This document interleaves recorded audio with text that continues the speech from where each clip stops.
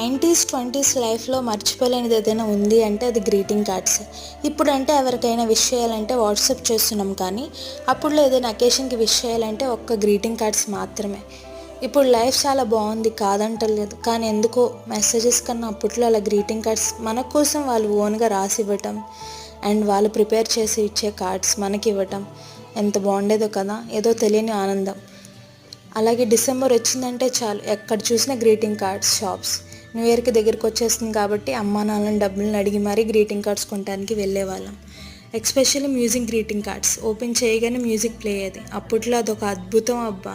అది కొందామంటే మన దగ్గర అంత బడ్జెట్ తక్కువ కాబట్టి సో బెస్ట్ ఫ్రెండ్స్కి మంచి greeting cards and mainly movie heroes and heroine cards. ఇది ఎలా మర్చిపోతాం చెప్పండి. టీచర్స్కేమో ఫ్లవర్ కార్డ్స్. ఇంకా న్యూ ఇయర్కి హాలిడేస్ కాబట్టి ఫ్రెండ్స్ ఇంటికి సైకిల్ వేసుకొని వెళ్ళి కార్డ్స్ ఇచ్చేవాళ్ళం. వాళ్ళు మనకిచ్చిన కార్డ్స్ చూసి మురిసిపోవటం, వాటిని జాగ్రత్త